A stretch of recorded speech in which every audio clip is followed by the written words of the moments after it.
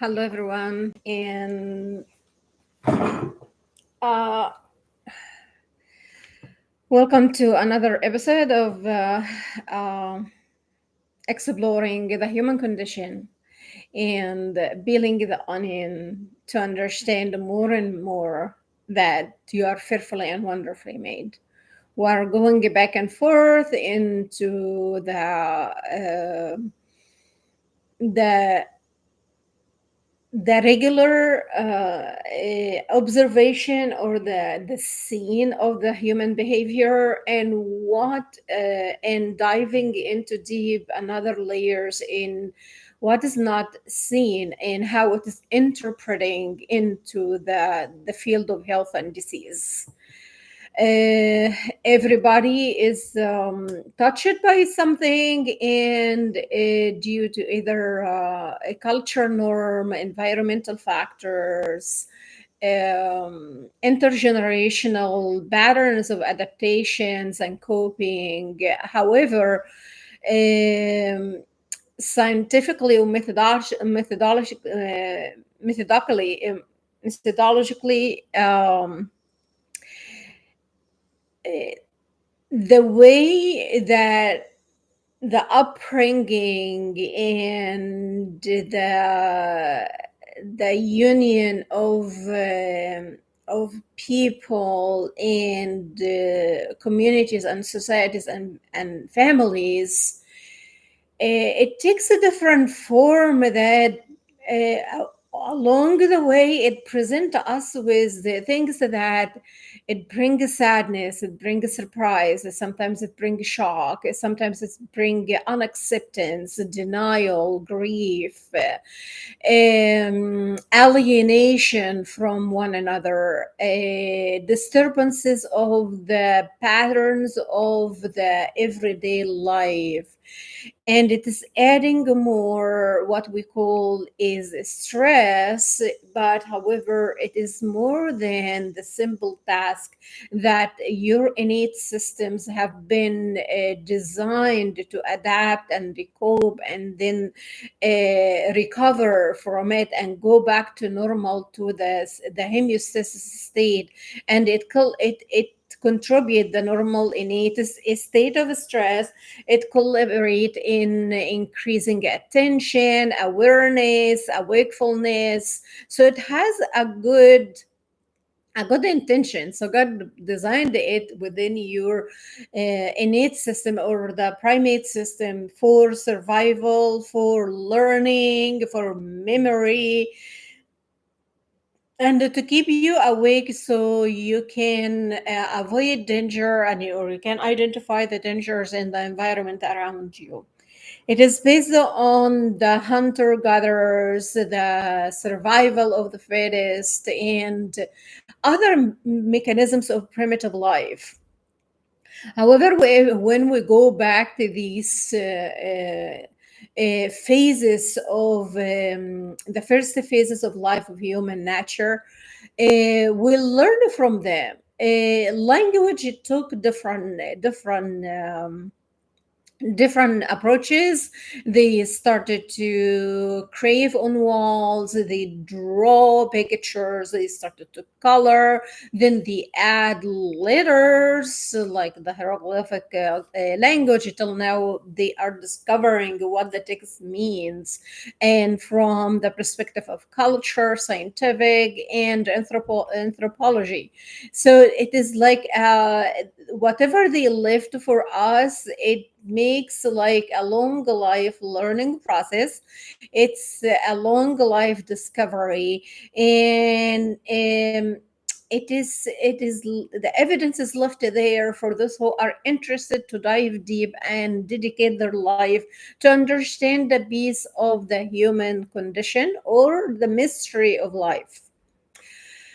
So this is an open invitation, but however, not everyone is being is being educated that we have a mystery in life, that the creation, the construction, the structure, the infrastructure, the essence of what life means, what health means, the grouping, the structure of the communities, civil building, civilization, leadership, all these. It's just now is floating in ambiguity and other dynamics that may do not benefit everyone, or may bring side effects on that, based on what is allowed and what is not. And I mentioned in every video, whatever doesn't find itself in words, find itself in organs. However, if we would like to simplify it more, we're going to understand that our foundation has to shift from health education. This fearfully and wonderfully made human being, created in God's image. It's powerful words. However, it is being taken for granted or being shoveled under the rug, and we are left to deal whatever circumstances we are in face of, whether you are equipped for or not.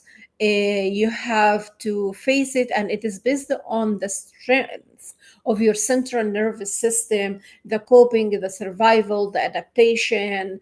It started to shape from early age, because everybody is looking for modeling, social imitation, or social learning. So they are learning from others. So whatever the patterns are being learned, whether it is healthy or unhealthy, the outcomes shows up on individual, on family, on community and societal level, and the nation. And now we are dealing for decades with the global effects of the human condition. So don't say this is happening in this country, doesn't impact me. No, you're gonna see people, they never lived there, but they want to attach themselves to a cause or something or meaning.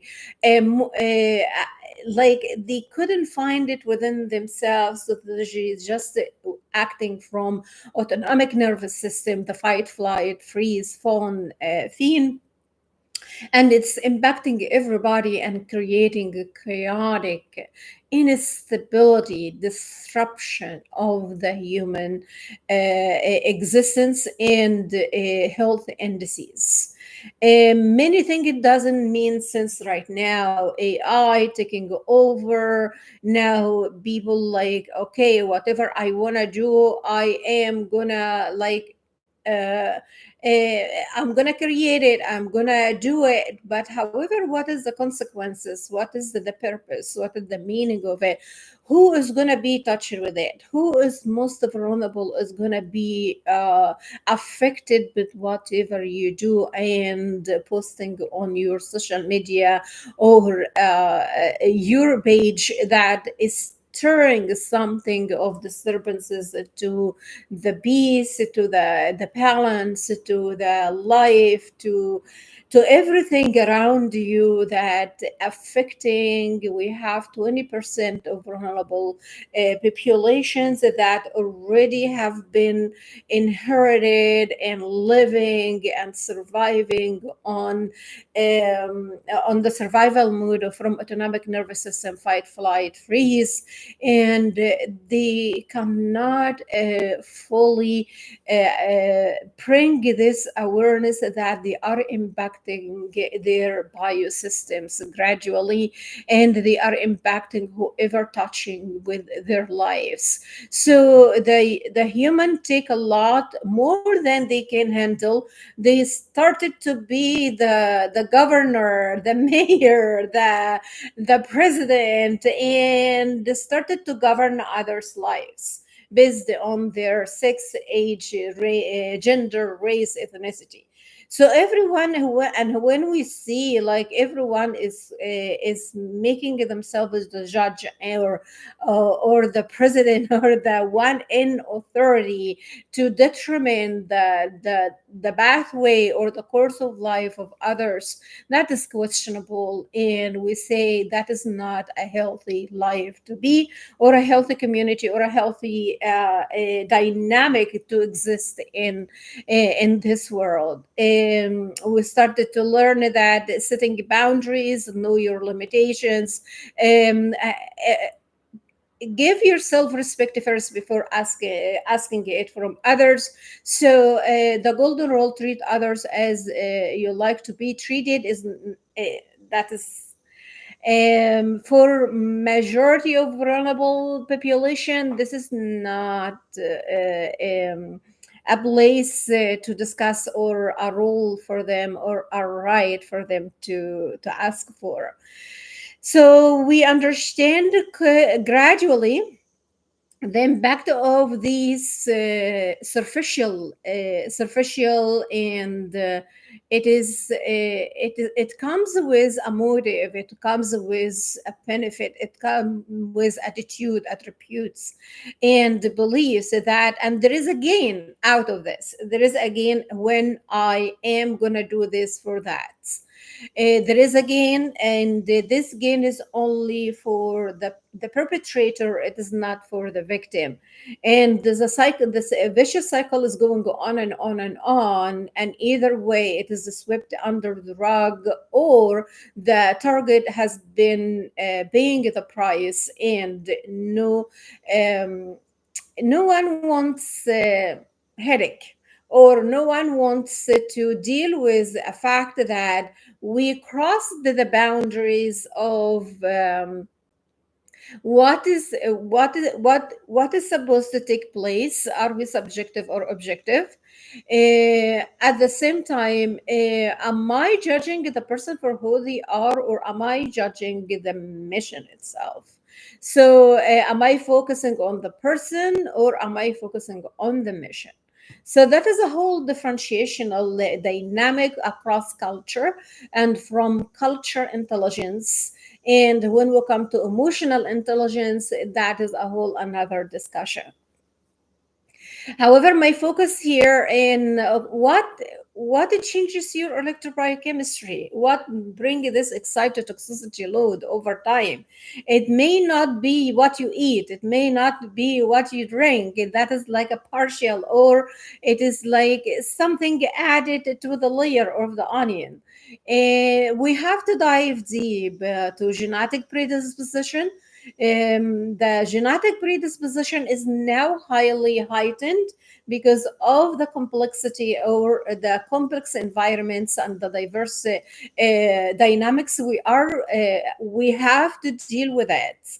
If you are in an authority, or if you are in a no cross boundary framework, you are protected. You don't see what the lay person, or the regular person, or for example the entry level person. And this is when we say the boomers, millennials, baby boomers, generation X, millennials are reaping that. Gen X now, they are kicking the door.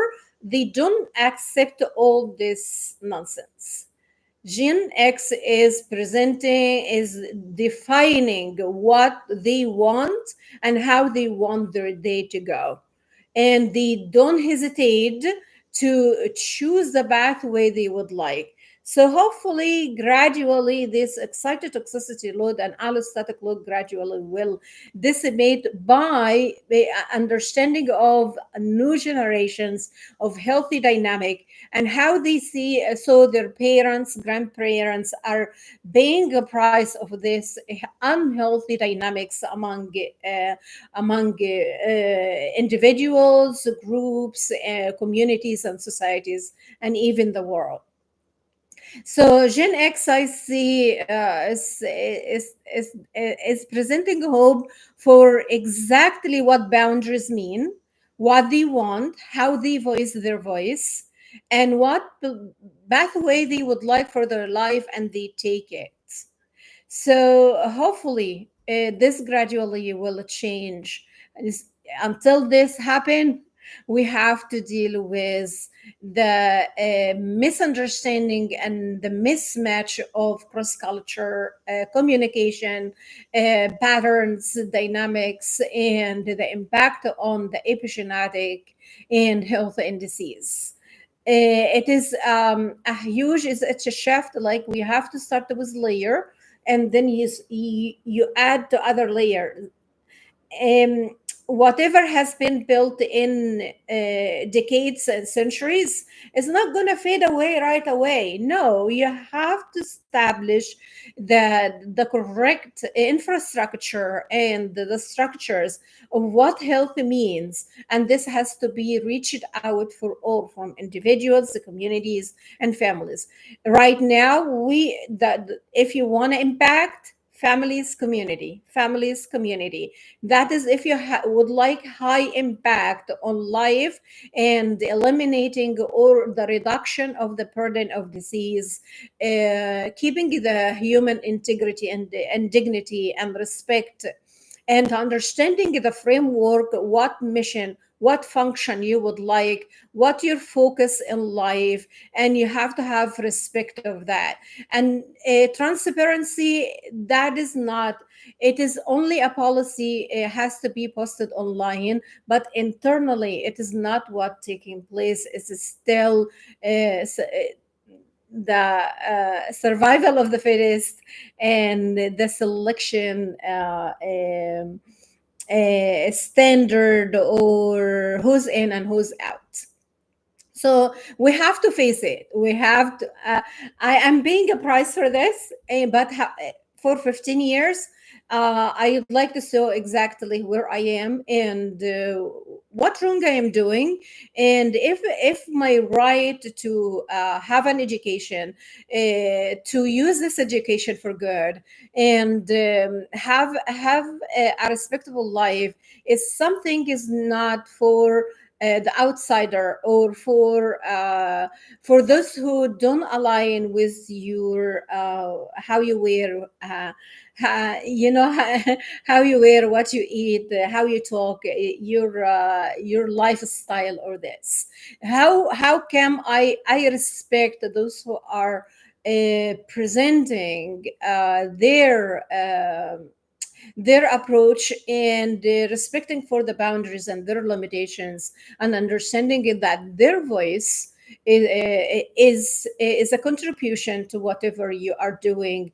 However, other dynamics are taking place, and as you are a foreigner or a stranger, so from the place you are not counted. So you have to accept whatever is presented. You don't ask any further like progress or grow in your life. And if it comes with a sacrifice, it comes with hardships, it comes with shredding a piece of you day after day. So this is not God's will, and this is not what God wants for everyone. If we understand diabetes, it comes as a sprout from this. If we understand hypertension, it is sprout from this. If we understand cardiovascular, it is proud of this. It is all environmental, psychosocial, and it is all from cross culture dynamics. Your body is taking all the input. It doesn't say this is cross culture, so differentiate it from from your cellular language. No, it is interpreted into feelings, emotions, thoughts, and all this change into electrobiochemistry. That is who you are, that is your organ system, that is your biosystem, that is over time your health and disease state. So we have to understand that interpersonal relationships and emotions, they are the input that they transfer into how your body is functioning, especially in the central nervous system: endurance, resiliency, attenuation, endurance, affinity. So all of that, your electrobiochemical is impacted by. Don't wonder when to see specific culture they take the high road of being like the doctors or the engineers, because if they understand at this level, they are gonna find the respect they want. Other than this, there is a waste of life due to conflict, due to power dynamic. It is the dis-ease state. Everybody is trying, because the over over the over life, there is this competitive dynamic is being sprout in we call them the low middle social economic. There is no middle socioeconomic class right now. There is low and high. That's it. Either you are this or that. So because of this competitive, it took a toll on specific groups and specific populations and specific vulnerabilities across the globe. It is not only in the United States, it is across the globe. And the competitive edge of the human being, the unhealthy dynamic of how am I seeing myself, what is my goal, my objectives, my vision through 5 years or 10 years from now. Is it family oriented? Is it career oriented? Is it service oriented? If it is only enjoying the life and be the trophy wife. so so whatever you are choosing, that is what your perspective about life.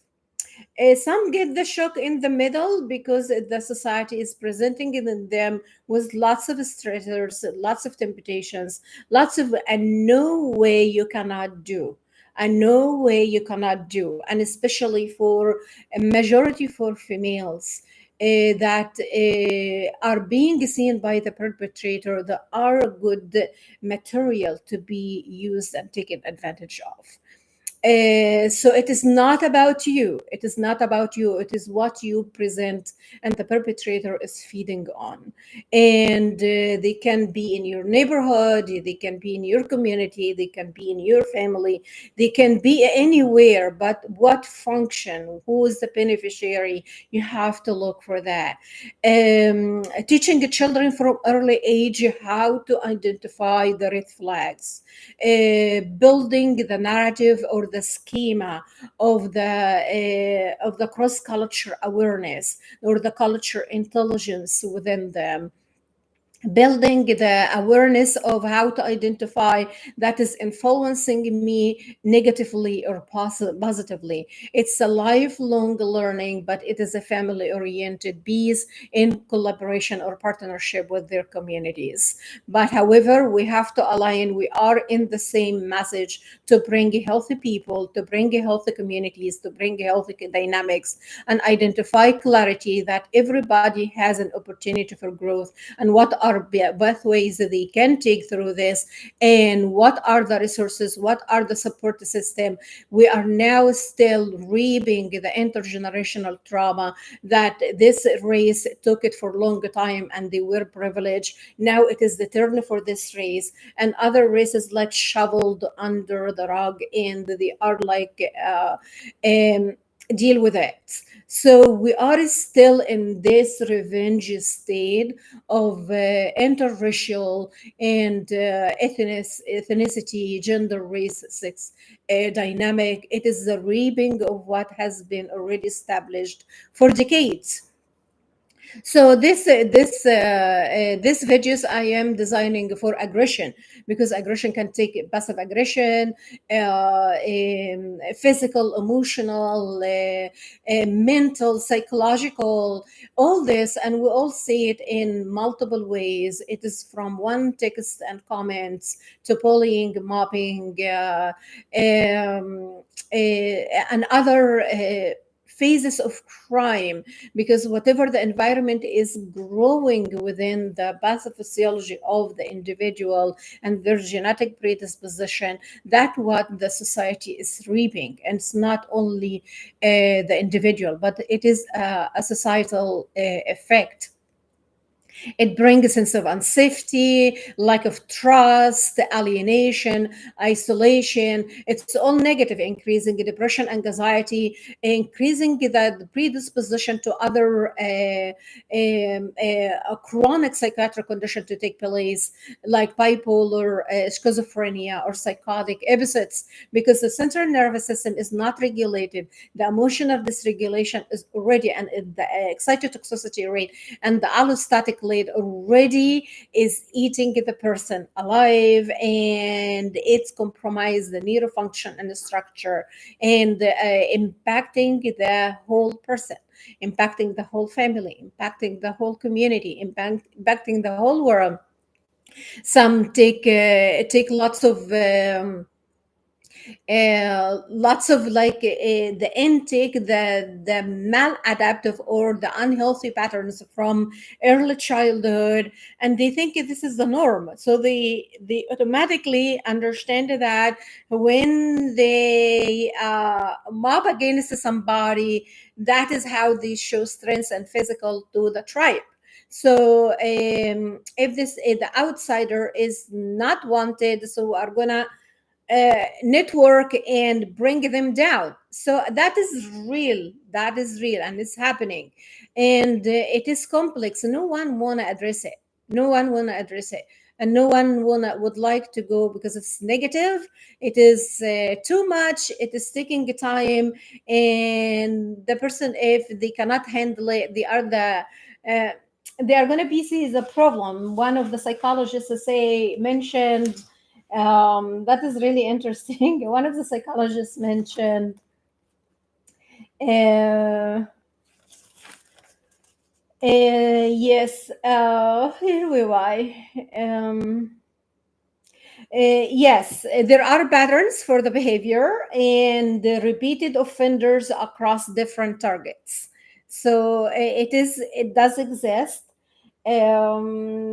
Say, as I will, what are the enabling factors? What is it? Is it? It is supported with the culture? Is it supported with organization? It is the fairy liaison and other dark triad, other dark direct characteristics in any community or any organization. If they are supporting the behavior, so the target is going to pay a heavy price. So it's so there are not the victimhood, but it is you're not going to change individuals. You want to strengthen what right pathway, because you are perceived as a threat. Yes. So some here. Some of the psychologists say we do need restorative justice for this. We would like, there is no law, as I mentioned, there is no law or justice system for how to create healthy boundaries in our organization, how to create limitations and identify what is yes and what is no, and the respect of the subject, respect of the subject, and how to prevent like how to prevent generic harassment, for example. So all this correlated with aggression. with aggression. And I mentioned for the first video that there is a genetic predisposition for this, and you are not your genes. But however, whatever early childhood patterns, maladaptive, social modeling, and environmental contributors to this, and socioeconomic influences, and social determinant of health, and the gene is started to take place in setting the stage of the autonomic response of fight, flight, freeze, and the tendency to impulsivity, hypervigilant, conflict seeking, because this feeds it is for them joy, for the perpetrator joy. It's for the target is stress, is imposed stress, and it takes years till the individual can speak, this is what I deal with, this is impacting all my life, and I think I am a shadow, or I am like a ghost, like now I'm not a person. And I have this and this, but I cannot take it anymore. However, at this compromisation is compromise the human. It is hard to deal with this all load because it is the person's fault. They didn't speak right away. So it is a cross culture phenomena. It is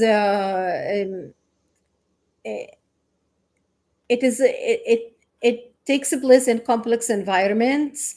Many parties can, and everybody would like the public picture. They don't want to deal with all this uh, uncomfortable situations. So uh, I'm gonna continue. I'm telling you the influence of identifying for every time, identifying the perspective from the perpetrator and the targets, and what dynamics. And I'm saying what are these dynamics is impact on epigenetics, health and disease, and stress. I mean oxidative stress, in neurological disorders, neurodegenerative disorders, and chronic conditions. All of this, it is not a harvest of healthy relationships. It is not a harvest of healthy interpersonal relationship dynamics, or it is not a harvest of a well balanced human being. It's a compromised human being, and it takes years and decades to show up, and the whole community reap the price of it, because you lose productivity, you lose the sense of self, increased disability, burden on the funding, and whatever needs to take care. Currently is like 39%. Some say 39%. Others is mentioned 39%, like loss of productivity, disability, and loss of the social capital. 39% now. So that's a red flag, a high red flag. 77% of the targets lose their jobs, and they see the consequences over this. So my talks, my message is shifting the awareness into those who are like still children, adolescents, young adult. Do you want to be like 5 years, 10 years in the same state baby boomers, generation X, and millennials are? Do you want to reap this like instability state of human life, that stressful state of human life? Do you want to continue that, or you want to write a different map for what healthy means, and you advocate for that and be and personify and model this within your community. And this is the inner confidence you are dealing with the challenge. It's a lot to take in, and it is multi-generational, but I started to shift this from my choices, from how I express my voice, and how I communicate my concern, having a safe and trusted space for addressing your concerns. It is not judgmental or setting a jurisdiction role in over here. It is facilitating how to move forward, because this pattern is unhealthy and doesn't benefit anyone anymore. It doesn't serve you or doesn't serve anybody. I'm happy to hear that Generation Z are changing. So, uh, let us see what is going to be in this. But first, I would like to put the foundation on how your heart and brain, this is highly electro-biochemical organs, and especially electro. Those who are like electrophysiologists and studying this with resonance of synchronicity, asynchronicity, and oscillations, they understand that. What you think, what you feel, your emotions, what you eat, environmental burden, and all of this impacting the electrobiochemical function of the brain and heart. And once this is disrupted, yes, and it takes, yeah, from it starts from zero day of the fetus development, passing from the mom. The brain and heart are deeply interconnected, not only through physical pathways, but also via electro-biochemical processes that affect the cognition, emotion, and physiological regulation. The synchronization or asynchronization plays a crucial role in emotional state, health, consciousness. The brain functions via electrical signals, that is synaptic connections, the conductancy between the axonal terminals and the coating of the myelation. This all electrical, and it is based on the good myelation of these axonal terminals and the neurons in it. The message in the synchronicity of understanding communication and presenting the right formula to the brain taking place. That will action potential, and we have longer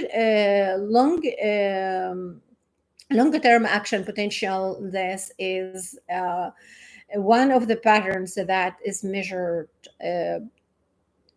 And the biochemical transmissions, neurotransmitters like dopamine, serotonin, and glutamate, neuronal isolation, rhythmic patterns, and follow the rhythm.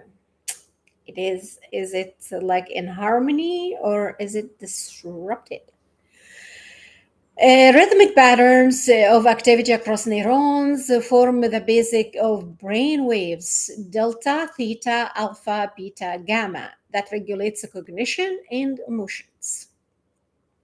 The heart generates its own electrical impulses via the sinoatrial node, SN, SAN, which governs heartbeat rhythms. Importantly, the heart also communicates with the brain biochemically, communicates through hormones such as atrial natriuretic peptide, and neurologically via the autonomic nervous system and the vagus nerve, the tenth cranial nerve.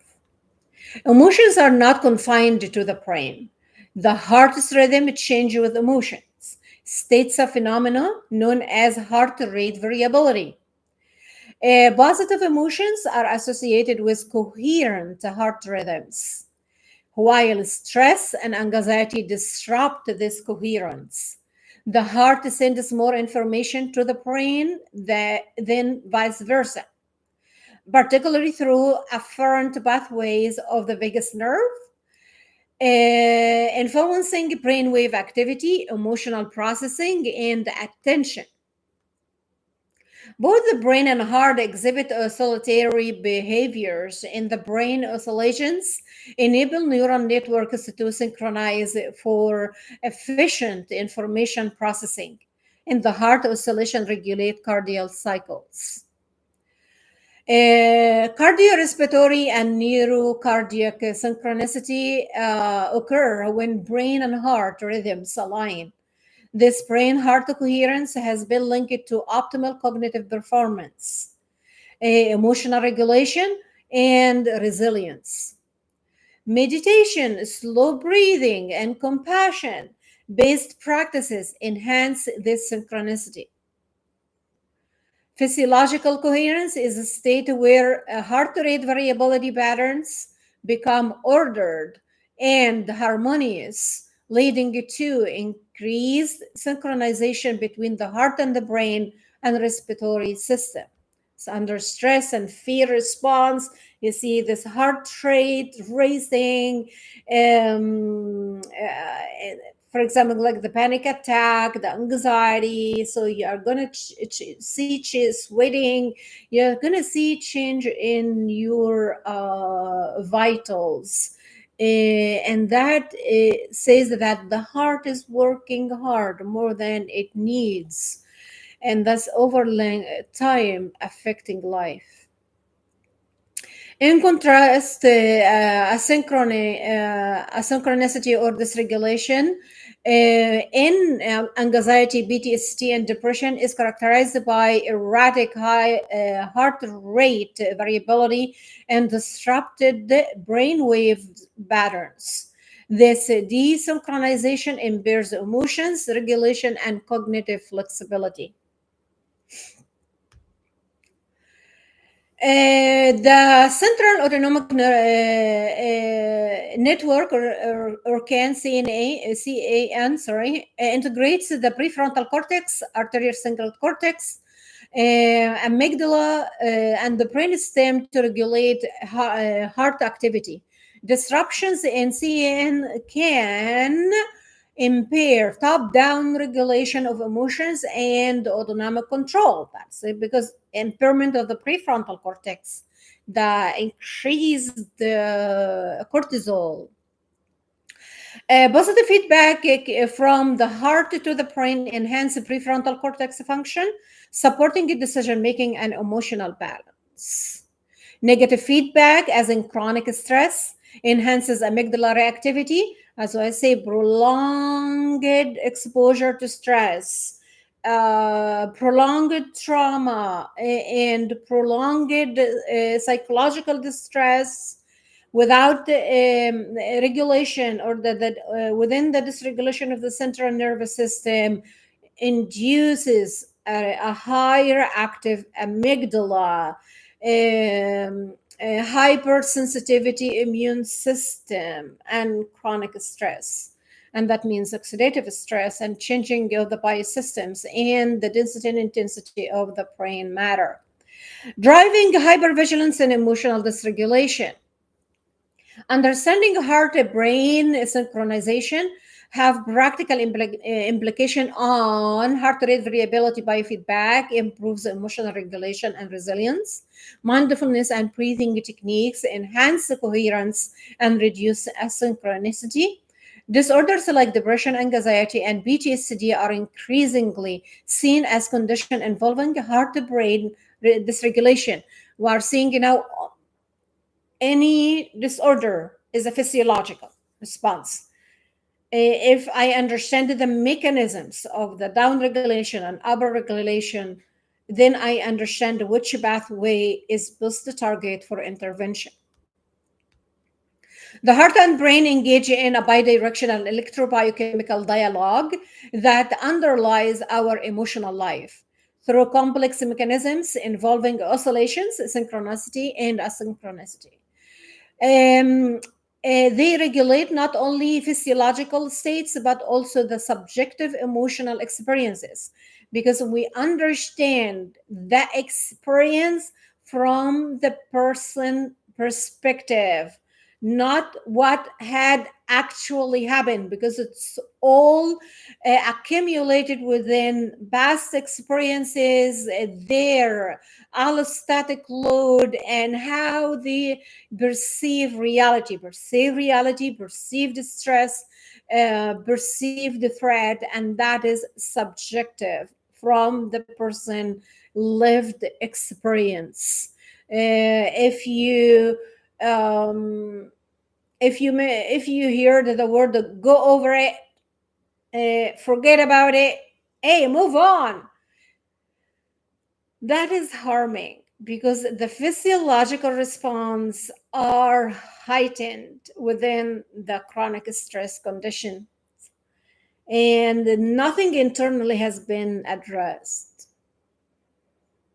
That's why we see many, when their allostatic load and excitotoxicity load overwhelm the central nervous system, they lean into the withdrawal state that everything is fine. This is a fake mask they are putting, but they are gradually, their system are shutting it down, and they are planning for the end of life. And that their systems say, I am going to protect you, I'm helping you. So their systems are shutting it down. That is a freeze response. There is a better way. I will keep saying there is a better way.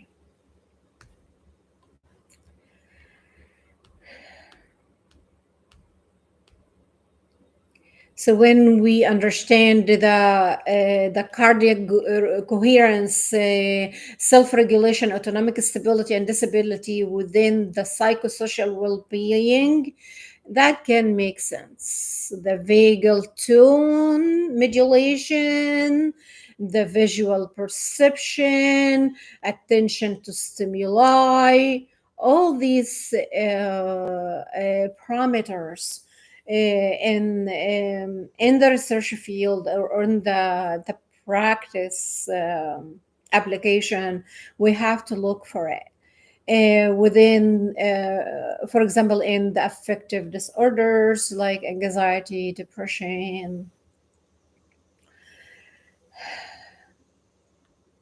And how, what do I understand about the neurovisceral integration? Because this can lead us into oxidative stress, heightened levels of inflammation, neuroinflammation, disruption of the tissue and tissue damage, and then the complications of other chronic conditions. We can under this can give a hint to how it works, the synchronicity between the heart and the brain, and the coherence, and this rhythmic coherence from physiological, neurobiological, and psychological inputs. Sorry.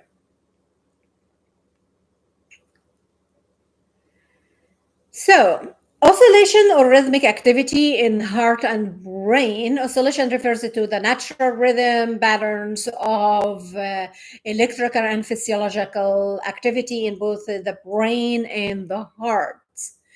Neural firing rhythms in the brain, alpha, theta waves, that is the input, or that feeds the oscillation. Cardiac cycle rhythms, particularly heart rate variability. Respiratory rhythm, which entering both cardiac and the brain oscillation, your breathing. These oscillations allow for coupling between physiological systems, preparing the body for synchronized state or triggering desynchronicity when disrupted. Synchronization occurs when the heart rhythms and the brainwave patterns align and operate in coherence. Synergistic state. This leads to optimal emotion regulation, attention, physiological function. Vagal tone and autonomic balance, high parasympathetic vagal tone activity supports synchronized communication, especially through the vagus nerve. This enables the prefrontal cortex to regulate emotions and respond effectively. Uh, Emotions like gratitude, love, and compassion increase cardiac coherence, which promotes brain heart synchronicity. Slow, deep breathing and meditation align heart rhythm and brain waves. Neurotransmitters such as oxytocin, dopamine, and serotonin enhance synchronized physiological states. Asynchronization or desynchronization reflect the loss of coherence, disruption. And when there is disruption, there is rupture. Between heart and brain rhythms, this state is associated with emotional dysregulation, stress, and various mental and physical disorders. Chronic stress and cortisol overload. Sustained stress if elevated cortisol and reduces vagal tone. And I mentioned this in the other video with like obesity and obesity and how do you say that? Obesity aces and smoking videos. I mentioned the correlation between the reduced vagal tone with heightened or elevated cortisol secretion, leading to disorganized heart rhythm. This is accelerating heart. This is putting more work on your heart, that is putting more function, and that can lead to other, like we see in coronary heart disease, say, uh, and other respiratory symptoms so like asthma and allergies. And they impaired because it is brings this insensitive immune response and the increased levels of inflammation and cytokines, chemokines, and the zombies. And they impair the prefrontal cortex. PTSD and anxiety disrupt heart rate variability and brainwave coherence. Poor sleep, unhealthy diet, sedentary behavior, and environmental noise disrupt autonomic plans and neurovisceral integration. Excessive thinking. Imagine the load that of the stressors that putting on many in many families and communities right now. Many hasn't figured it out through these days. Excessive thinking, especially negative, causes sympathetic dominance, feeding erratic rhythms in the heart and the brain. Uh, just to give a few points again about oscillation, neural and cardiac rhythms, respiration, circadian cycles, synchronization, vagal tone, positive emotions, meditation, neurochemicals, synchronization, stress, trauma, sympathetic overdrive, poor lifestyle, and rumination. The heart-to-brain axis is shaped by a solitary processes that either lead to synchronicity or enhancing resilience and health, or asynchronicity linked to emotional and physiological dysfunction. The key we see it in ACEs, high ACEs, the dysregulated the central nervous system, and the hypervigilant, the disruptive, the impulsivity, and the behavior, because this is what drives what are the zombie taking place. How can I bring this calm, rest and digest, and parasympathetic, the modulation, the regulation of the autonomic nervous system? Takes time.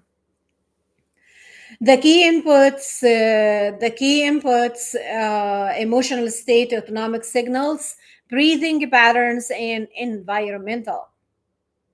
Pay, uh, as I said it before, pay attention what you pay attention to. What you invite into your attention is going to impact your electrobiochemical, physiologically, and neurobiology. Influences modulates the coherence between these two central systems. That was like an introduction between the heart brain correlation with synchronization, because everything is a symphony. Everything within you God created is an orchestra, and you can see a harmonical tones or a very high tones that doesn't align and cause disturbances.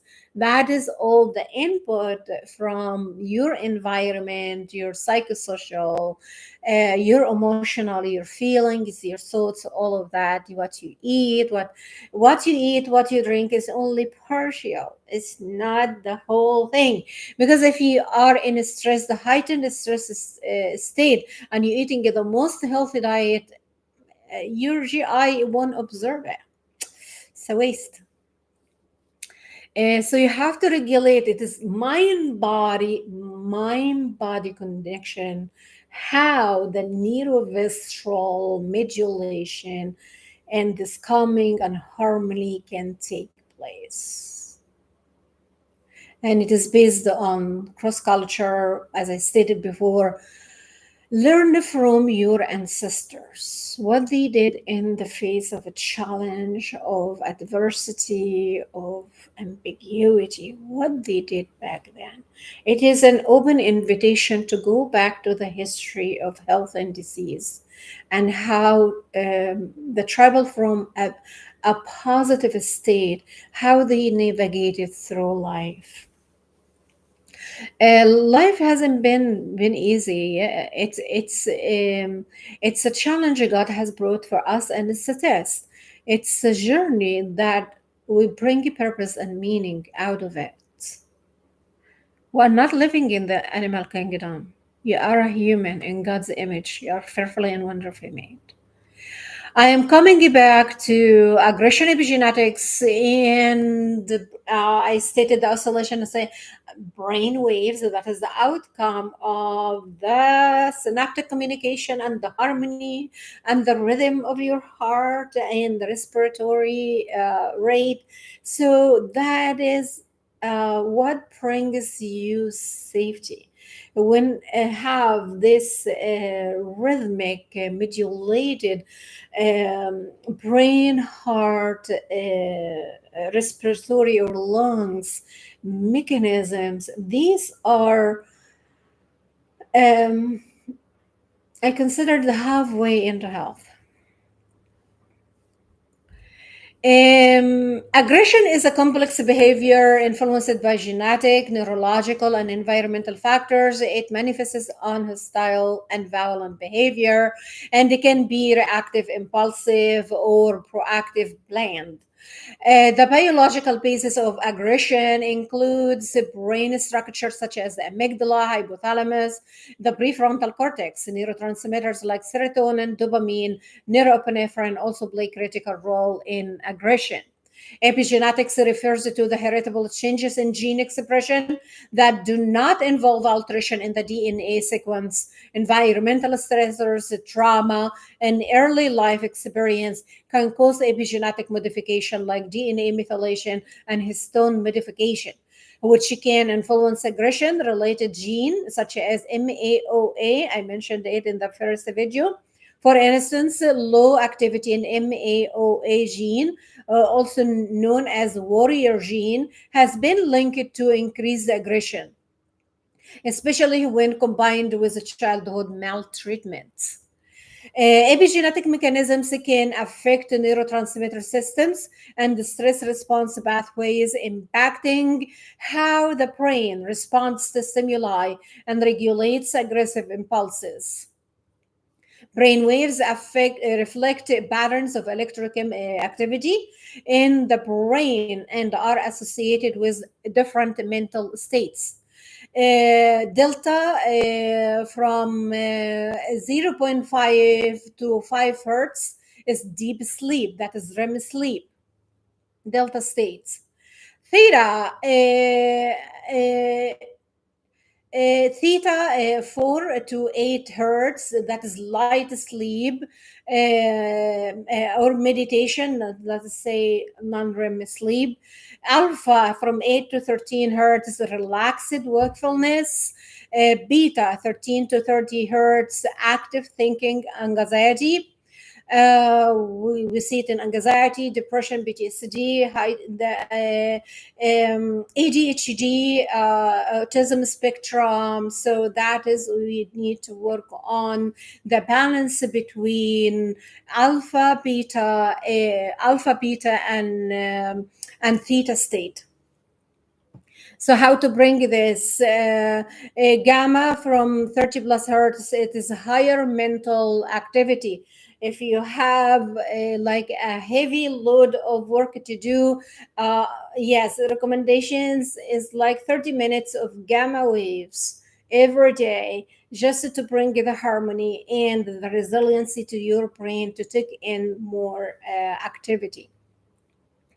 Aggressive individuals often show altered brainwaves activity. For example, reduced alpha waves activity in the frontal cortex has been associated with impulsivity and poor self control. Epigenetic changes may influence the development of neural circuits responsible for regulation. These brain waves pattern, particularly in regions involved in emotion regulations and decision making. We see it in the seeking after behaviors, dysregulated alpha waves. Effect on sleep, aggression, and disrupted sleep are bidirectionally related. Aggressive behavior can result in poor sleep quality, while chronic sleep deprivation may exacerbate irritability and aggression. Epigenetics modification in genes related to circadian rhythm, or like the clock and BER1, can disrupt sleep patterns and influence behaviors. Sleep deprivation affects the amygdala prefrontal cortex connection, increasing emotional reactivity and reducing impulse control, potentially leading to heightened aggression. Behavioral consequences on aggression influenced by epigenetic factors include antisocial behavior, poor emotional regulation, and increased risk of psychiatric disorders such as conduct disorder and borderline personality disorder. Epigenetic programming during critical developmental periods, prenatal stress, childhood abuse, can result in long lasting behavioral outcomes. These behavioral patterns are not fixed. Interventions such as cognitive behavioral therapy, mindfulness, and even pharmacological treatments may influence epigenetic expression and behavior over time. And we can understand that MOA gene in correlation with aggression, the predisposition for aggression, and the early childhood maltreatment, epigenetic behaviors in aggression, emotional control, sleep deprivation, and childhood abuse. All this in correlation with environmental inputs.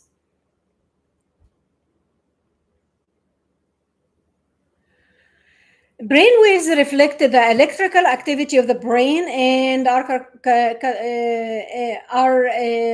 divided into different frequency bands. Delta from zero point 0.5 to 4 hertz, dominant in deep sleep. Theta 4 to 8 hertz, seen in drowsiness, creativity, and childhood. Alpha 8 and 213 hertz reflects calm, relaxed state. Beta 13 to 30 hertz associated with active thinking, anxiety, and arousal. Gamma more than 30 hertz linked to cognitive processing. Abnormalities in these patterns have been associated with aggression, a reduced frontal alpha, and the elevated beta wave activity are correlated with impulsive and aggressive behaviors, particularly in children and adolescents. Because they are in the developmental pruning, changing of the neuro connections and synaptics, the development of the prefrontal cortex. So it's more into the emotional brain, the impulsivity driven from the reptilian mammalian brain or the brainstem. So their emotional regulation is based on what has been already programmed or has been in within the central nervous system. Children with the conductive disorders or ADHD show a typical EEG profile with high theta beta ratios, suggesting that central nervous system dysregulation that contributes to aggression. And that comes from 10 weeks of neural tube development. So if any pregnant woman started to focus on lifestyle changes to bring a child with balanced central nervous system, that a whole shift paradigm in generations. Stress activates the hypothalamic pituitary adrenal HB axis, releasing cortisol. The primary stress, primarily the primary stress hormone. Chronic stress leads to dysregulation of HB axis, impairing emotional regulation and increasing irritability and aggressive responses. So don't ask why they act this way or they are don't respect or that. There is a tornado inside needs to calm down. Early life stress can sensitize the amygdala and weaken the prefrontal cortex, the brain region responsible for impulsive control. Adolescence, chronic stress combined with hormonal changes can exacerbate aggression due to underdeveloped executive function. In adults, persistent stress can lead to emotional exhaustion and aggression through changes in brain plasticity. That is, we see more of the impulsive behavior, the behavior seeking, just to feel comfort or to escape this discomfort from. That's why we see many bump heads because they have this dysregulation, but they are not aware of it. Nobody goes into the molecular and cellular mechanisms of the behavior from the layperson. What is known for them that I have this condition, I have to deal with it. The immune system, especially neuroinflammation, is increasingly recognized in the modulation of aggressive behavior. Pro-inflammatory cytokines like interleukin 6, that's in Parkinson's, that's in most of the cardiovasculars and chronic conditions and neurodegenerative diseases. You're going to see these cytokines are repeated themselves. Interleukin 6 in tumor necrosis factor alpha and C-reactive protein can cross the blood-brain barrier and influence neural circuits regulating mood and behavior. Research has been shown that elevated inflammatory markers are linked with aggressive and antisocial behaviors, especially in children and adolescents with a history of trauma and maltreatment or child abuse. The immune brain communication become particularly relevant in aging populations.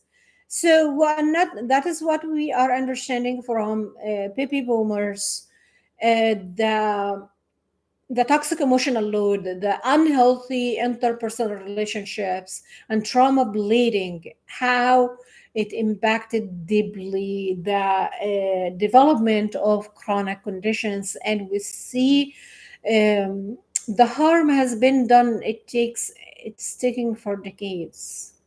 It's not today or yesterday. The immune brain communications becomes particularly relevant in aging population where chronic inflammaging can exacerbate cognitive decline and emotional dysregulation, increasing risk for late onset aggression. The central nervous system integrates the signals from the brain. It is being observed on EEG, electroencephalography activity, stress system, cortisol, and the immune system. Neuroplasticity, the brain's ability to adapt structurally and functionally, is highly influenced by these systems and is developmentally sensitive. For example, children vulnerable to early trauma, which can epigenetically alter the central nervous system development, contributing to persistent aggression. Adolescents characterized by heightened limbic emotional activity and the immature frontal cortex, leading to risk-taking and impulsive behavior seeking, aggression. For example, like conduct disorders. Adult chronic stress and immune activation can lead to maladaptive changes in central nervous system function and behavior. Elderly neurodegeneration and immune dysregulation may result in emotional vitality and reactive aggression, often linked to conditions like dementia. Aggression is a multifactorial behavior influenced by the dynamic of interaction of brainwave activity, stress responses, immune function, and central nervous system integrity.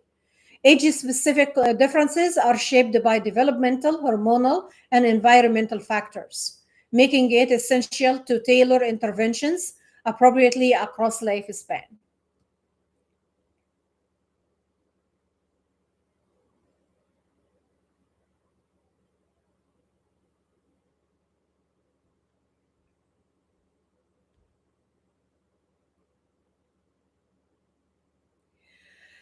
Okay, another factor in aggression, brain waves, immune system, and sleep disturbances. And I mentioned sleep disturbances in every talk. I'm talking. I bring sleep. I bring trauma, oxidative stress, and the other symphony. But unfortunately, they don't have a conductor, so that's why everyone is running the show and. Zombies having a party. Sleep plays a crucial role in regulating brain function, emotional regulation, and immune balance.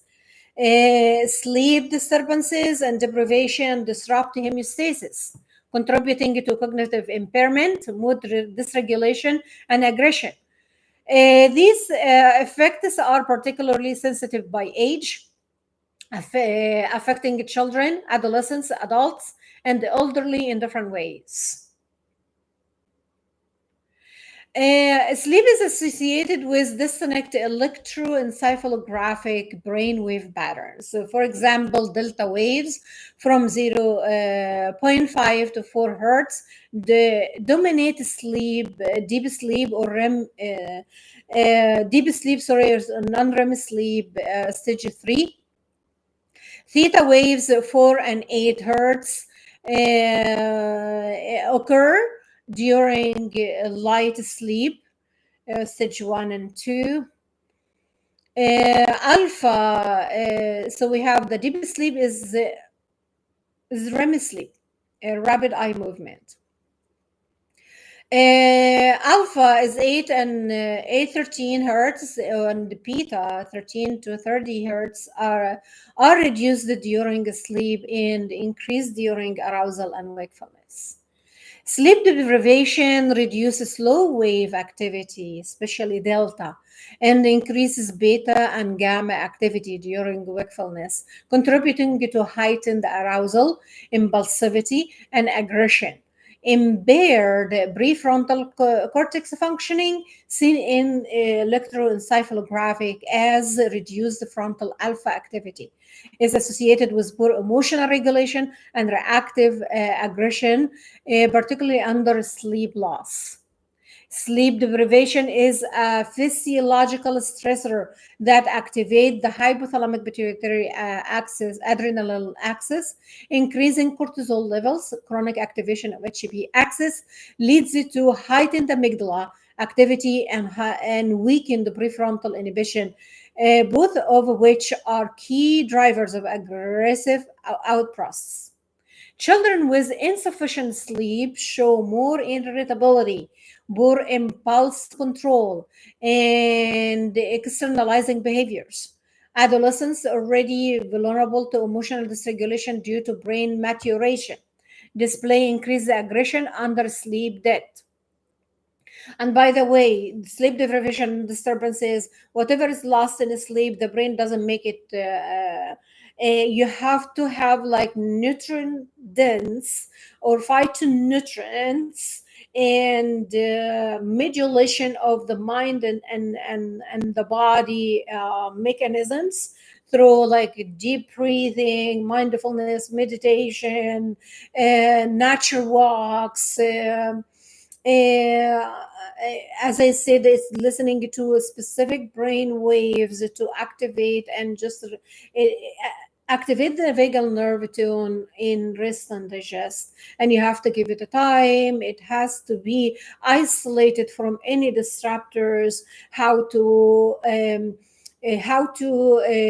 What you should do when you have an intrusive thoughts or overthinking or a drive for impulsivity, what you should do then, and how can you regulate and co-regulate, who can be your accountability body, who can be walking with you at this moment. It is a walking in emotion equal motion, emotion equal motion. So movement plays a huge role. And movement, it is not a structured movement, it is the flow of movement. The flow, allow it and give it a space. How could this happen, especially with highly traumatized individuals? So, cross culture and culture intelligence is in place because I am reframing, restructuring, remodifying the the modulation of the synchronicity and the oscillations of the heart and the brain, and that is critical. Many see it as a lack of a structure or or I'm not assertive or I'm not strong, I am weak. But the underlying mechanisms out of my approach is what is the rupture has taken place. When you have a battered body, you don't hammer it over and over with laws and structures and function. And no, you give it a space to heal. You give it the time, you give it the resources, you give it the place to allow for the brain and the heart to receive different signals from this heightened, elevated, excitotoxicity load.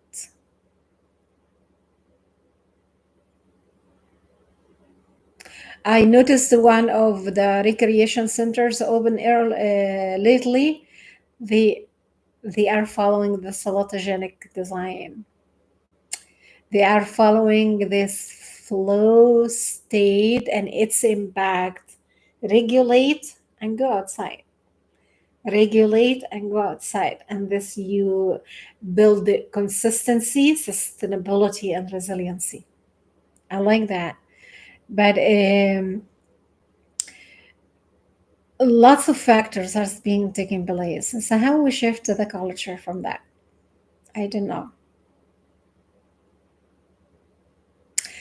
Anyway, the brain immune system, especially microglia and cytokine signaling, is sensitive to sleep disturbances. Even short-term sleep loss elevates pro-inflammatory cytokines like interleukin 6, tumor necrosis factor alpha, and C reactive protein, which are linked to behavioral disturbances including aggression. Chronic sleep deprivation induces neuroinflammation, impairs synaptic plasticity, and promotes oxidative stress, mechanisms implicated in both neurodegenerative diseases and psychiatric disorders marked by aggression. In healthy individuals, the brain immune system compensates to some extent for transient sleep disruption. However, in chronic deprivation disrupt these adaptive mechanisms, neurodevelopmental disorders like ADHD and autism often include sleep problems and aggression linked to abnormal brain waves and immune dysregulation. Mood disorders like depression, bipolar, showed increased inflammatory markers and sleep disturbances associated with aggression and irritability. Neurodegenerative conditions like Alzheimer's disease are exacerbated by sleep dysfunction and immune activation, often presenting with nighttime agitation and aggression in elderly patients. Across the lifespan, and I'm bringing every condition across the lifespan. So when you intervene, critical periods, 0 to 5, 5 to 8, from 8 to 12, from 12 to 16, from 16 to 19. However, the most critical one is from 5 to 12. From 5 to 12, that is when I can bring a real resilient, strong nervous system with healthy input. Across the lifespan, sleep disturbances disrupts brainwave activity, increasing brain immune system. And the research recently is publishing papers about the brain immune system. That is wonderful. Things started to show up because there are tens and tens of research papers are not published now. I see many platforms started to publish just for the discussion, open the awareness, and that is what is needed. Don't hold on knowledge. Don't hold on knowledge. It is life change paradigm.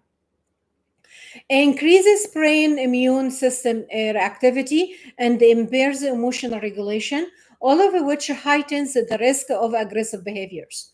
These interactions are more pronounced in vulnerable populations and disease state. Emphasize the importance of sleep in mental and neurological health. So brainwave changes during sleep deprivation, the activity of the prefrontal cortex in the presence of the aggressive behavior, sleep loss and emotional regulations, sleep and children behavior, sleep adolescent aggression, immune effect on sleep loss, neuroinflammation and sleep. All of these are parameters to be taken in perspective when understanding the behavior. So bullying and aggressive behavior, whether as a perpetrator or victim or both, are not just behavioral issues.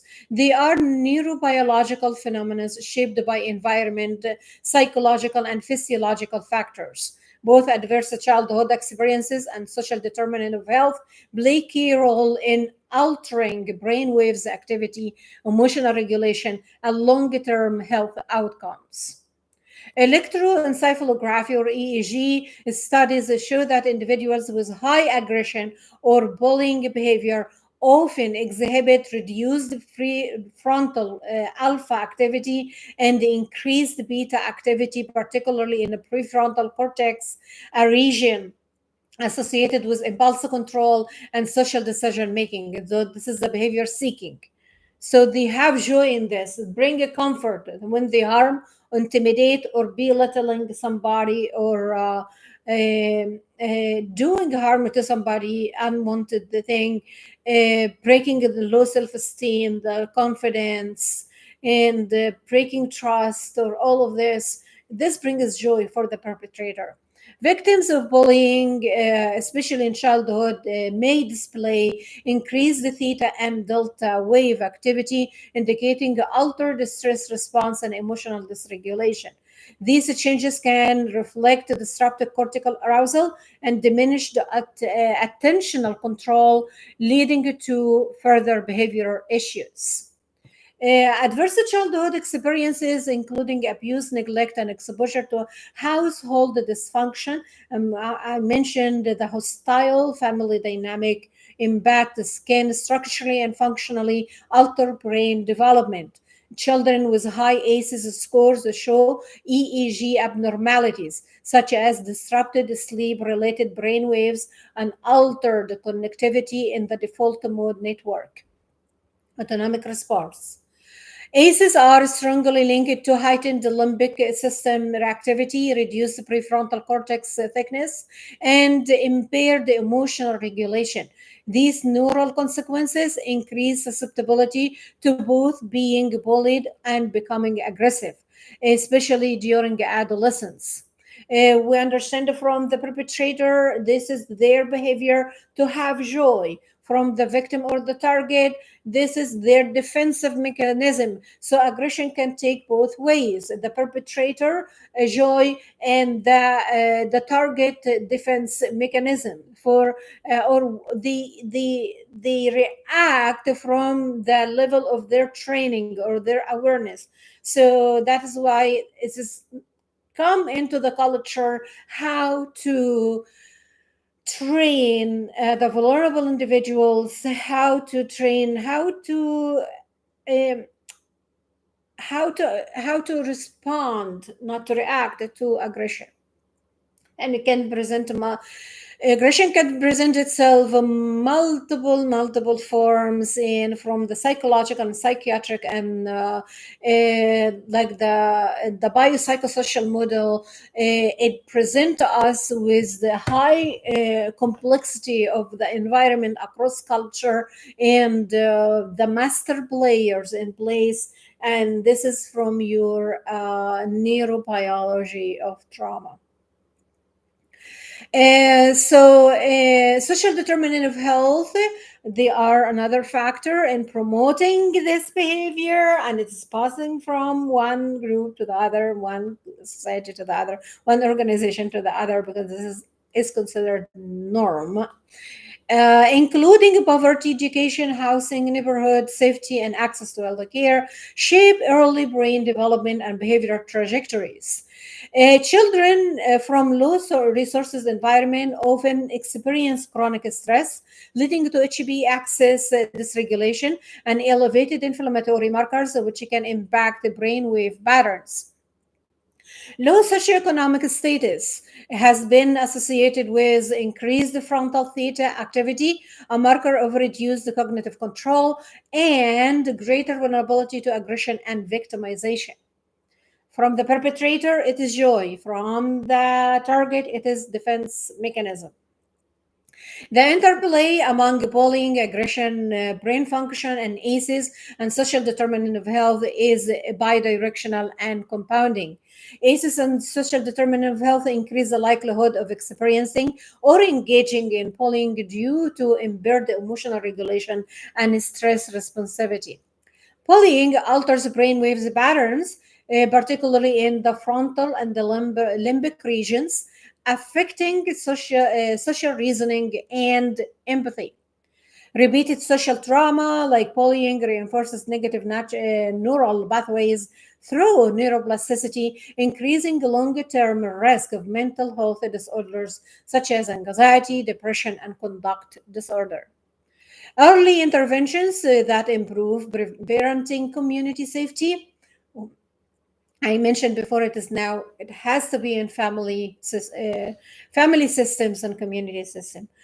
School climate, access to care can moderate these impacts by buffering stress responses and supporting healthy brain development. Bullying and aggression have a measurable impact on brainwave activity, particularly in regions regulating emotional control and social behavior. These effects are amplified by ACEs and adverse social determinants, especially in low source environments, addressing social and developmental risk factors early in life is essential for reducing aggression and improving lifelong mental health outcomes.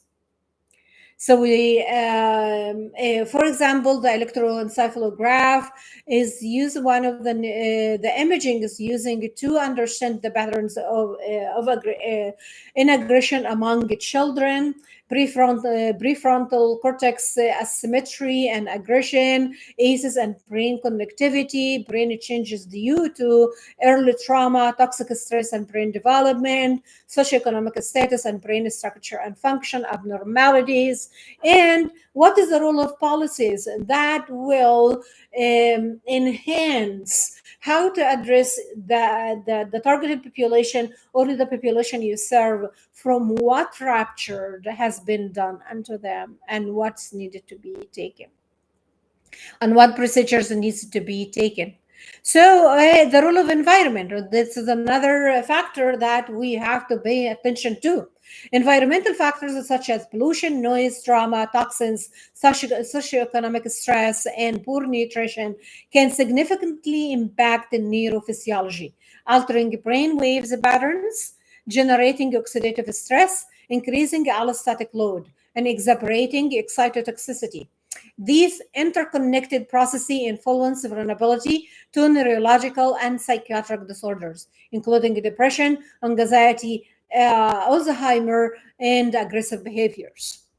Brainwaves recorded via electroencephalograph reflect the electrical activity of neural networks. External environment conditions can shape brainwave activity in the following methods, like chronic noise, air pollution, and the light pollution disrupt the alpha and delta wave activity, which impairs sleep and emotional regulation. Stressful environment, poverty, abuse, unsafe neighborhoods increase beta and gamma activity, indicating hyperarousal and cognitive overload. And cognitive overload is alteration in the brain function and structure. Cognitive overload, often seen as an anxiety and PTSD and complex PTSD. Nutritional deficiencies like omega-3 and B vitamins. And I remember one of the Harvard psychiatrists. I'm going to search for this link. She's Harvard psychiatrist, and she only did her research on vitamin B in all brain health. I would like to look for her. Um, and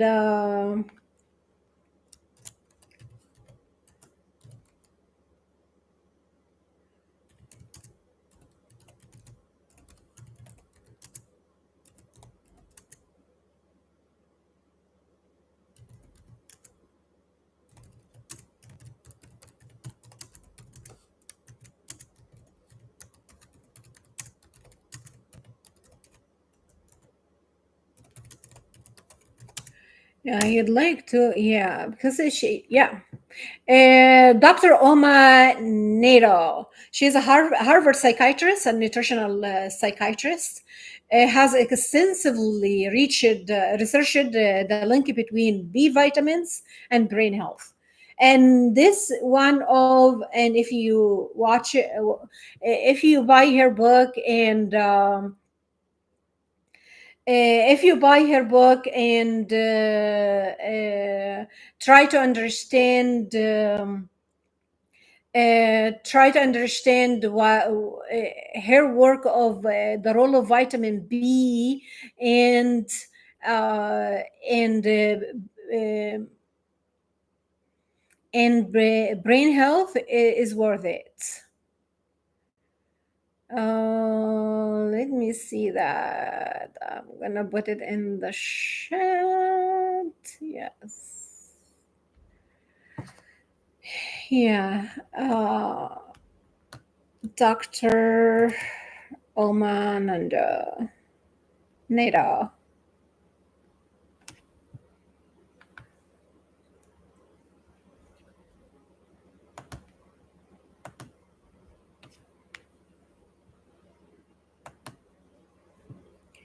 I am posting it. Yeah, Dr. Oman Neda. She did her research, and yeah, it is so important to understand and how she connect different like nutritions and the correlation with brain health. And that is important, especially in sensitive periods, from 3 to 5 or 6 and till 19 years old. So, how can we adapt this early as one of the lifestyle changes into brain health? And your brain is connected with your heart, your lung, and your homeostasis. So, it's worthy to look at it and see her work. What I say here, nutritional deficiencies like omega-3 B vitamins affect theta and alpha rhythms, critical for attention and relaxation. Brain waves are plastics, meaning long-term environmental exposure, positive or negative, can shift the baseline electroencephalography patterns, particularly during sensitive developmental windows. Oxidative stress refers to the accumulation of reactive oxygen species, ROS, beyond the capacity of the body. Body's antioxidant defenses, damaging cellular structure, including lipids, proteins, and DNA. And I connected, I mentioned before the DNA methylation and demethylation. Um, Environmental toxins like heavy metals, pesticides, and air pollutants trigger oxidative stress in the central nervous system, particularly affecting neurons due to their high metabolic demand and lipid content. Your brain is fat. So whatever you are inputting in healthy fats, hydration, amount of water, right amount of water, you are sustaining your brain health. Mitochondrial dysfunction, often environmentally induced, that leads to excessive ROS, production and impairs ATP generation. And with nutrients and phytonutrients, I'm gonna bring mitochondria function. ATP generation, further disrupting brain energy metabolism. Oxidative stress correlates with altered EEG activity, especially reduction in delta and alpha activity during the cognitive tasks. This mechanism is crucial in neurodegenerative diseases like Parkinson's, Alzheimer, and multiple sclerosis, where oxidative damage leads to progressive neural death. Allostatic is a process that by which the body achieves stability through change, primarily via neuroendocrine and autonomic system. Allostatic load, or AL, represents the cumulative physiological toll of chronic stress exposure, chronic psychosocial stress like discrimination and employment trauma, unpredictable environmental stressors, distress, violence, and pollution, poor sleep hygiene due to environmental disruptions, shift work. And there is a research in night shift works as well, and disruption of the circadian rhythm. Urban noise, elevated cortisol, and catecholamines altered the brain structure and function, especially in the prefrontal cortex, hippocampus, and amygdala.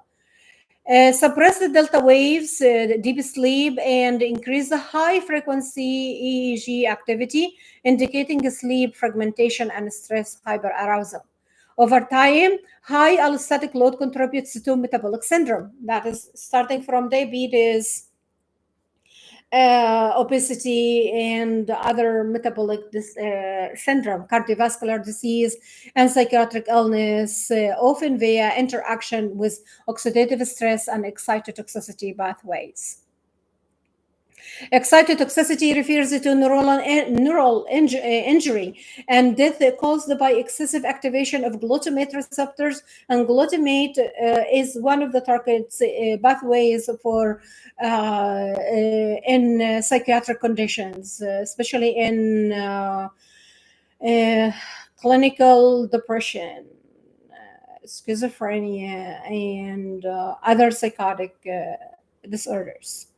Um, so, especially NMDA receptor environmental factors such that trigger or worsen excitotoxicity load, like pesticides, heavy metals, industrial solvents, which potentiate glutamatergic overactivity, hypoxia, and ischemia due to environmental factors, air pollution that decrease the oxygenation and promote glutamate accumulation, chronic stress, which increases glutamate release and impairs glutamate uptake.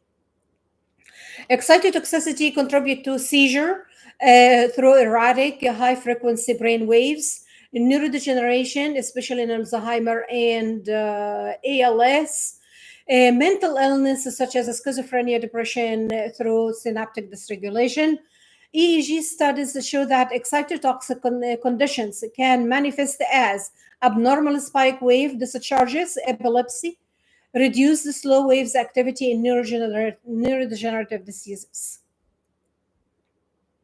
Environmental exposure have profound effect on neural activity and health across the lifespan. They influence brain waves, elevated oxidative stress, increase allostatic load, and promote excitotoxicity, thereby shaping vulnerability to both psychiatric and neurodegenerative diseases. Understanding these interactions underscores the importance of public health policies, preventive health care, and environmental regulations in promoting brain health.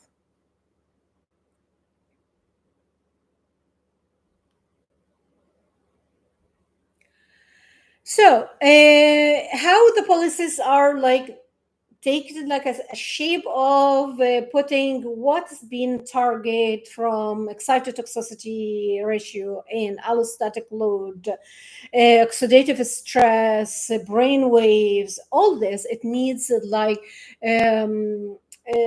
whole person approach. The whole person approach is a holistic philosophy of care that recognizes and support the connectedness of the person's physical, emotional, mental, social, spiritual, and environmental health, rather than focusing solely on the symptoms or disease. This approach aims to understand and support the entire individual with their unique life context. So, health is more than the absence of disease. It includes well being in all aspects of life. Mind, body, and spirit are interconnected and influence each other. Individuals are active participants in their care. Care is tailored to each person's value, beliefs, cultures, and goals. And that is patient centered approach. Takes a multidisciplinary and interdisciplinary approach across disciplines, medical, psychological, social work, spiritual care, and others, even community leadership members, NGOs, all of that. It include all of that. Everyone plays a part in collaboration of bringing the whole person approach. Collaboration improves the continuity and quality of care, emphasize a person resilience, resources, and strengths, not just a problem or deficit. Recognize the impact of environment, relationships, and community health, on health outcomes. There are integrated models where physical and mental health services are delivered together. So you are not separated. The mind body duality is not in place anymore. Trauma informed care, acknowledging the impact of adverse childhood experiences and trauma on health and behavior. Lifestyle medicine addresses nutrition, sleep, exercise, stress, and substance use. And that is heavily in my specialization, lifestyle medicine and trauma informed care. Uh, so, palliative and hospice care focuses on quality of life, spiritual needs, and emotional well being, not just disease management. The outcomes is improved patient satisfaction and engagement, leads to better health outcomes, reduce health disparities, encourage preventive care and wellness, builds trust and therapeutic relationships between provider and patients. And this is made for from motivational interviewing, how to build the relationships, the rapport, and the understanding within culture competency in patient provider interaction or relationship. For example, part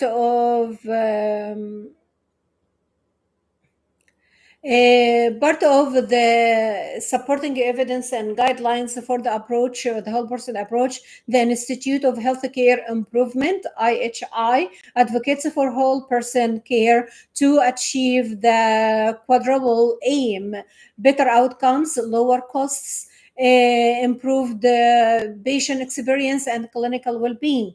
And the Center for Medicaid and Medicaid Services, now they are approaching value-based services better from the perspective of the whole person approach.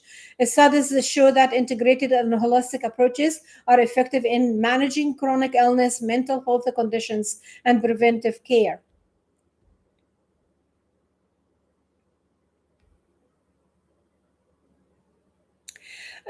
Some we have to highlight the early life trauma, inflammation, oxidative stress, and aggression. Studies that found that the personality, like adults without personality disorders, found that childhood abuse and controlling parental style significantly increased the blood markers of inflammation, interleukin 6 and C reactive protein, and oxidative stress, 8OH, DG, and 8ISO. These are all biomarkers mediated the relationship between early adversity and later aggression, independent of depressive symptoms. Early environment trauma leads to biological changes that predispose individuals to aggression. For example, social stress, aggression, and immune dysregulation, both in in humans and animal models. Social stress like isolation and feeling defeated elevates aggressive behavior and disrupt immune function. Highly aggressive individuals show heightened inflammatory cytokines and slower wound healing, slower wound healing due to the bioinflammatory markers of inflammation, and heightened state of arousal. Socially defeated exhibit glucocorticoid insensitive immune response. So social adversity can directly influence behavior through the immune pathways. Another thing that the social stress leads to aggressive behaviors linked to altered dopaminergic receptors, increased oxidative stress, and elevated CFOS protein expression. Environmental pressure, social stress can induce neurochemical and oxidative changes underlying aggression. Stress in pregnancy study shows that prenatal exposure for example, to climate disaster dramatically increased rates of anxiety, depression, ADHD, and conduct disorders in offspring, highlighting how acute environment stressors shape neurobehavioral trajectories. So severe environmental events during prenatal development can have a lasting behavioral and mental health consequences.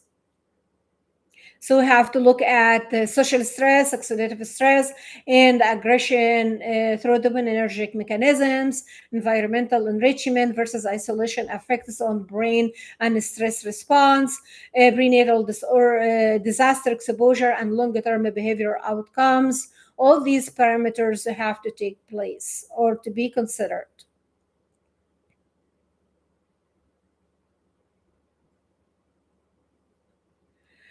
For example, like programs like stress management and emotional regulation. And I prefer the word stress reduction because you understand your triggers, the input, and what to eliminate, what to do more of, what to do less of. And this bring the individuals into empowering them to be proactive in decision making and selection of objectives or goals they want to work on. So this provide them with self-efficacy and they give them a voice that they can do it, not attribution to that they are the victim or learned helplessness or maladaptive coping behaviors to take place because they didn't take part on the choice. Practice like mindfulness, cognitive behavioral therapy, or breath work to reduce chronic stress, regulate brain waves, and lower cortisol. These techniques reduce beta overactivation associated with anxiety and aggression and enhance alpha theta activity linked to calmness and focus. We have antioxidant rich diet, increase intake of omega-3, vitamin C, E, polyphenols to combat oxidative stress and support the brain health. Limit exposure to processed food and alcohol, which can increase free radical production. Sleep hygiene and sleep health, maintain consistent sleep schedules, reduce screen time or environmental noise light or at night to support the delta waves generation, deep sleep, critical for brain detoxification and emotional regulation. Strengthen protective social networks and reduce isolation, which lower allostatic load and support immunity. Participation in community groups, clubs, or volunteering enhances resilience and reduces aggression. Uh, some of the integrated care models, including medical, mental, and social services, they provide education or psychoeducation on the risk factors or the social risk factors um, uh, during childhood experiences and their role in on behavior. There has to be like one of the screening methods, ACEs. This is 10 questions, neurobiological assessment, for example, EEG, inflammatory markers, oxidative stress biomarkers, um, for like children or adolescents with chronic behavioral, cognitive, or stress-related issues. Personalized nutrition, because we say many are nutrition deficient.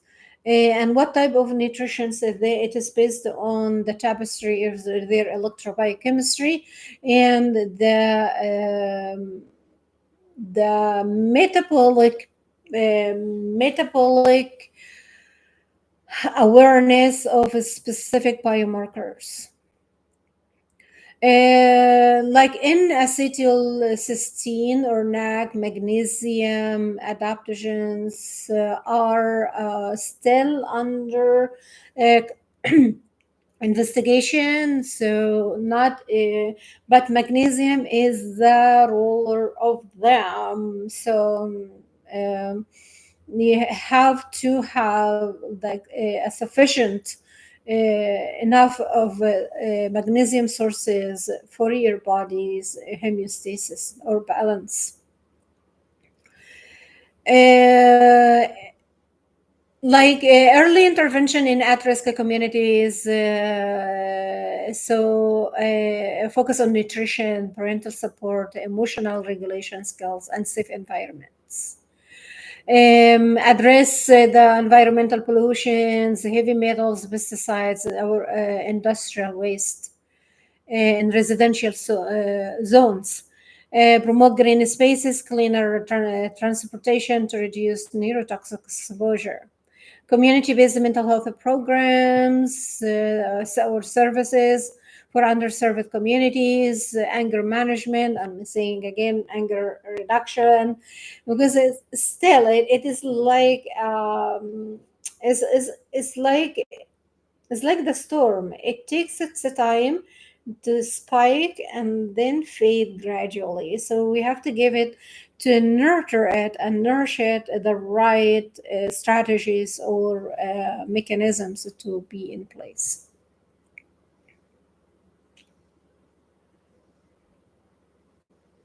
So, to reduce aggression and improve mental health and protect brain function, we must minimize exposure to toxic environmental and social stressors, and that is by raising awareness and identifying the triggers. The what are specific scenarios or heuristic scenarios that what systems the person is operating from, this autonomic response, the reactivity, and address that and start to have a dialogue with it. How can, what should I do when this take place? Does this serve me? Is it what I want across the life, 5 years, 10 years? Enhance resilience in the individual levels, build the systems of care that address both biological and societal contributors in health. Implementing these recommendations is promote not just treatment but prevention, equity, and lifelong neurocognitive well-being. Uh, I am stopping here, and I think I don't know how many I left. I still have 30 minutes. Okay, another, I'm going to add a little bit for brain waves in healthy individuals. We have to identify the healthy and the so. So, brain waves shift dynamically depending on activity and state consciousness. They are synchronized in sleep and desynchronized during cognitive tasks, reflect neuroplasticity, learning, and emotional regulation. Alpha waves during rest and or mindfulness, beta waves during cognitive engagement, theta and delta waves during restorative sleep. For examples in presentation of brain waves in disease, epilepsy, characterized by synchronized high amplitude discharge, often in delta and spike wave frequencies. EEG is essential for diagnosing and localizing seizure activity. Depression reduces the frontal alpha asymmetry, especially in the left hemisphere. Increase the theta activity in some subtypes. Anxiety disorders elevated high beta activity, especially in the right frontal lobe, may also slow reduce the alpha power, indicating hypervigilance. Schizophrenia disrupted gamma band oscillation, linked to hallucination and the disorganized thinking, altered the theta and alpha coherence, affecting attention and working memory. Neurodegenerative disease like Alzheimer and Parkinson's, slowing of EEG rhythms, increase the delta and theta, decrease the alpha and beta, associated with cognitive decline and loss of functional connectivity. ADHD elevated theta beta ratio in frontal regions, reflect reduced cortical arousal and impaired the executive control. Neurofeedback training uses brain waves. That is one of the emerging applications. Neurofeedback uses brainwave monitoring to help individuals self-regulate mood, attention, and stress. Brain-computer interference and BCIs rely on EEG control, allow control of devices via brain signals. Sleep EEG patterns, these are studies running in many of the neurological practices. Sleep EEG patterns are being used to assess risk of psychiatric and neurodegenerative disorders before symptoms emerge. Brain waves serve as a vital indicator of neurological health, cognitive function, because this is electrobiochemical, and you are originally electrobiochemical. And the emotional states alternations in EEG rhythms are often early signs of neurological or psychiatric diseases. Understanding and modulating brainwave activity holds promise for diagnosis, intervention, and therapy across the range of conditions.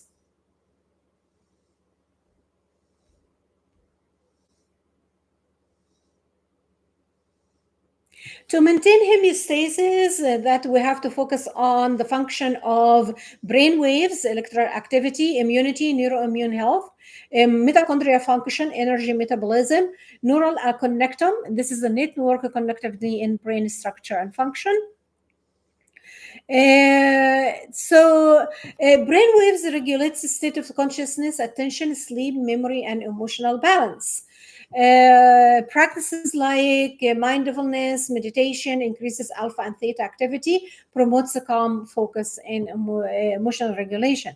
Consistent sleep schedule maintains the delta waves for deep sleep and memory consolidation. Neurofeedback or EEG biofeedback helps the train brain waves balance in ADHD, anxiety, and depression. Physical exercise enhances beta and gamma rhythms associated with alertness and cognitive function. However, we have to avoid overstimulation. Um, Not too little, not too much. Either ways are extremes you don't want to focus on. You want to focus on moderation and modulation. For example, like excessive screen time, which can suppress alpha rhythm and promote hyperarousal. The brain has its own immune cells, microglia. Dysregulation can lead to neuroinflammation, affecting cognition, mood, and the brain structure.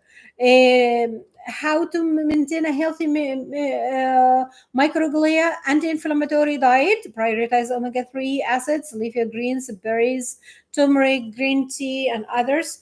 However, green tea, pay attention to the oxalates, and oxalates another part of, not too much of, because what doesn't it oxalates? What are the oxalates? It increases oxidation. So no, you don't want that. Even it is benefit for its impact on the free radicals and ROS, but too much increase oxalates, and it is a counterfeit factor. 1 cup is okay. 1 cup, not too much of green tea.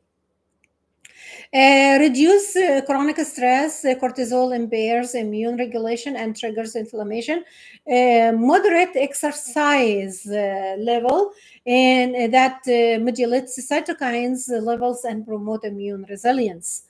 Sleep, you have to get adequate sleep, and you understand your circadian rhythm and your sleep awake cycle. Is it delayed or advanced? Because everybody is function neurobiology differently. But if we understand ourselves, this is how your body feels when you wake up. What happened when you disrupted this pattern, or you didn't have this enough amount of sleep? Listen to your body language. It tells you a lot. Avoid chronic infections, processed food, smoking, and that disrupt the neuroimmune balance. And with COVID, it changed a lot of our awareness about health and disease. Yes. I will stop here, and I do appreciate that there's a lot to process. From now, I'm adding the brain waves, sleep disturbances, environment, trauma, or ACEs, and its impact on immune system, and the heart to brain function, from electrobiochemical and the disruption of the synchronicity or the allostatic load of the human function, or the human condition, understanding part of the excitotoxicity ratio and biomarkers, allostatic load, and all of that. And it's all interrelated, but we would like to bring it to a perspective that you are fearful and wonderfully made, and you have a lot to learn about yourself. And choose what would you like to infuse in your day, what you want to give away, what types of toxic, intergenerational or unhealthy patterns of living you would like to give away. So uh, let it go. Let it go. So it takes time, and understanding that life is a priceless gift. So we have to collaborate in that and be proactive to maintain this priceless gift.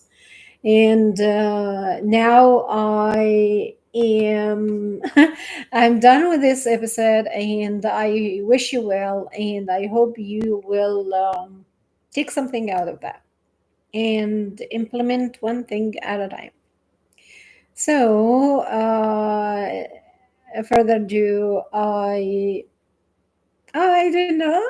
I wish you well. Peace.